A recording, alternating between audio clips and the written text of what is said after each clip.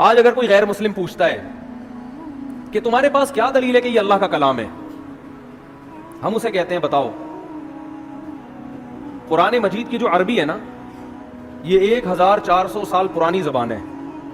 اللہ نے اس قرآن کی حفاظت کے لیے صرف حافظوں کو پیدا نہیں کیا، بلکہ اس زبان کو محفوظ کر دیا جس زبان میں یہ قرآن نازل ہوا ہے. آج سے 1400 سال پہلے کی کوئی زبان اب محفوظ نہیں ہے، اور عربی اتنی زبردست محفوظ ہے کہ جو الفاظ صحابہ، تابعین اور عرب کے نبی سے 40 سال پہلے کی عربی میں جو الفاظ استعمال ہوتے تھے نا، وہی الفاظ آج عربی زبان میں، وہی اردو زبان میں، بہت سے ان میں سے فارسی زبان میں، بہت سی انگریزی میں استعمال ہو رہے ہیں. دنیا کی واحد زبان ہے جو دوسرے زبانوں سے الفاظ لینے کے بجائے اپنے الفاظ دوسری زبانوں کو ادھار دے رہی ہے. وہی الفاظ استعمال ہو رہے ہیں. 1400 سال پہلے، بلکہ اس سے بھی پہلے، عربی میں پانی کو ماں کہا جاتا تھا. آج بھی کیا کہا جاتا ہے؟ ماں. ڈاکٹر محمود غازی جو ہے نا، ایک بہت بڑے اسکالر گزرے ہیں، بڑے خاندانی اسکالر، اللہ ان کی خبر کو نور سے بھر دے. بڑا تحقیقی کام کیا انہوں نے لکھا کہ ایک عجیب بات لکھی کہ دیکھو نبی صلی اللہ علیہ وسلم کے والد اگر زندہ ہو کے آج آ جائیں، 1400 سال پرانا کوئی انسان اگر آج زندہ ہو کے آ جائے جو عربی کے علاوہ ہو، وہ ہم سے بات کرے کسی سے بھی، سمجھ میں آئے گا کیا کہہ رہا ہے؟ بڑے بڑے مورخین بیٹھ جائیں گے، عجائب گھر سے لوگوں کو نکلوانا پڑے گا زندہ کر کے نا کہ یار اس کو سمجھو بول کیا رہا ہے. لیکن انہوں نے کہا کہ رسول اللہ صلی اللہ علیہ وسلم کے والد اگر آج زندہ ہو کے آ جائیں، حضرت عبداللہ، اور آج وہ ہم سے ہم کلام ہو، کوئی بھی بات کریں، دنیا کے 20 ملک کے کروڑوں عوام اس کو سمجھے گی. ایک ملک نہیں، 20 کے قریب ملک ہیں جن کی زبان عربی ہے. وہ 20 ملک کے لوگ ان کی زبان سمجھیں گے، پورا ایک ایک لفظ سمجھیں گے یہ کیا کہہ رہے ہیں، ایک ایک لفظ سمجھیں گے. ایسا اللہ نے عربی زبان کو محفوظ کیا تاکہ یہ قرآن جب لوگوں کے سامنے پڑھا جائے تو لوگ یہ نہ سمجھیں یہ ہماری عقل میں نہیں آ رہا، ہم اس کو سیکھ ہی نہیں سکتے، ہم اس کو سمجھ ہی نہیں سکتے. اور دوسری بات کہ عربی زبان میں بھی مشکل زبان بھی ہے، آسان زبان بھی ہے، لیکن قرآن کی زبان اللہ نے بے انتہا آسان بنائی ہے. میں عجیب بات آپ کو بتاؤں، ہم جب مدرسوں میں عربی گرامر سیکھتے ہیں نا، عربی زبان سیکھتے ہیں، بس آگے عربی میں ہوتا ہے، تو عربی زبان سیکھنے کے بعد سب سے پہلے جو کتاب ہمیں سمجھ میں آتی ہے وہ قرآن. حدیث تھوڑی اور مشکل، اور فقہ کی کتابیں اور مشکل، عربی ادب اور مشکل.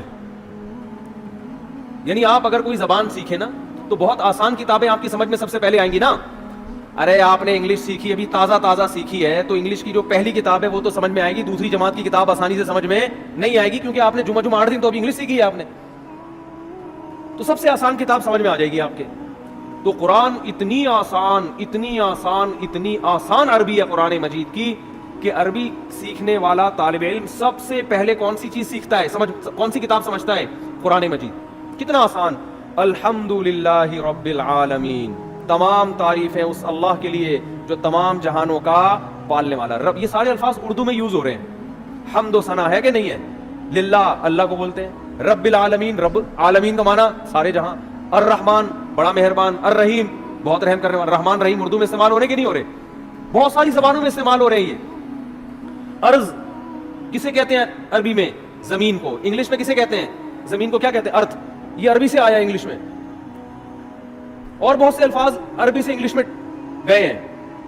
ایسی زبان کہ وہ تو محفوظ ہے ہی، اس نے دوسری زبانوں پہ اپنا اثر ڈال دیا، دوسری زبانوں کا اثر قبول نہیں کیا اس، ورنہ زبان دوسری زبان کا اثر قبول کر کے تبدیل ہو جاتی ہے.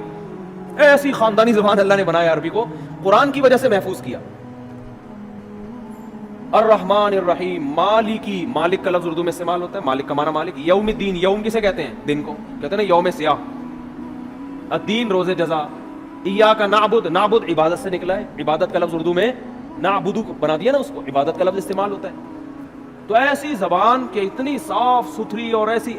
ایک انگریز نے یہ بات لکھی ہے، بڑی خاندانی بات، اس کو نوٹ کر لیں. اس نے یہ کہا ہے، گورے کی بات ہے، مجھے موقع ملا میں اس کا حوالہ پیش کروں گا، کہ اگر کوئی شخص یہ چاہتا ہے کہ لوگ اس کی تحقیق سے 1000 سال بعد بھی اس طرح فائدہ اٹھائیں جیسے آج اٹھا رہے ہیں، تو وہ کتاب اگر لکھنا چاہتا ہے تو ایسی کتاب میں اس کے لیے عربی کے علاوہ اس کے پاس کوئی آپشن نہیں ہے. نہیں آ رہی بات؟ یعنی آپ یہ چاہتے ہیں نا کہ آپ کی کتاب 1000 سال بعد بھی لوگ سمجھیں، تو عربی زبان کے علاوہ کسی اور کتاب میں آپ ایسی کتاب، کسی اور زبان میں آپ ایسی کتاب نہیں لکھ سکتے. اور یہ بالکل صحیح کہا انگریز نے. اس نے یہ بات کی ہے کہ عربی میں 1000 سال پہلے کی جو کتابیں ہیں نا جو لکھی گئی ہیں, 1200 سال پہلے جو کتابیں لکھی گئی ہیں, چاہے وہ سائنس کے موضوع پر ہوں, چاہے وہ دین کے موضوع پر ہوں, چاہے وہ فزکس کے موضوع پر ہوں, جو مسلمان سائنسدان ہے, البیرونی نہیں تھا فلکیات, ماہر فلکیات تھا 800 سال پہلے البیرونی, اس نے کرو ٹریگنومیٹری کی بنیاد رکھی ہے. جتنی کرو ٹریگنومیٹری ہے نا آج گورے جو استعمال کرتے ہیں, یہ ساری البیرونی سائنسدان کی ایکویشنز ہیں. تو ہمارے شیخ حضرت مفتی رشید احمد صاحب نے البیرونی کی کتابیں پڑھ کے کرو ٹریگنومیٹری سیکھی ہے, اور پوری کیلکولیشن کرنا یہاں بیٹھے بیٹھے قبلہ کہاں ہے, اور جو کرو ٹریگنومیٹری بہت مشکل ہوتی ہے اس کی ایکویشنز, تو وہ 700 سال پہلے کے سائنسدان کی کتاب پڑھ کے انہوں نے عربی وہ ٹریگنومیٹری سیکھی ہے. لیکن 700 سال پہلے انگلش میں لکھی ہوئی کوئی کتاب آج سمجھ میں آ سکتی ہے کیا؟ پتہ نہیں اس وقت انگلش تھی بھی کہ نہیں تھی, کوئی اور زبان ہوگی جو بعد میں جا کے انگلش میں کنورٹ ہوئی ہے.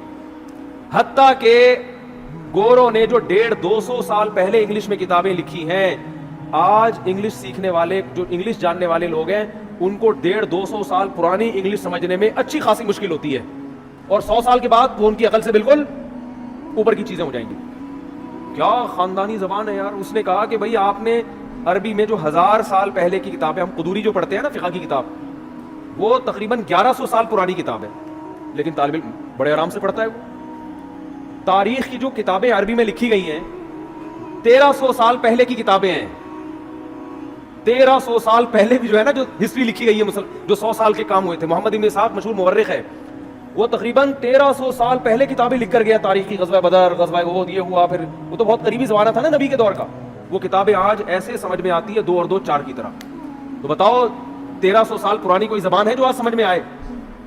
تو اس انگریز نے لکھا کہ عربی وہ واحد زبان ہے کہ آپ اگر اپنی سائنسی تحقیقات عربی میں لکھیں گے تو آپ کی ان تحقیقات سے 1000 سال بعد بھی فائدہ اٹھایا جا سکے گا.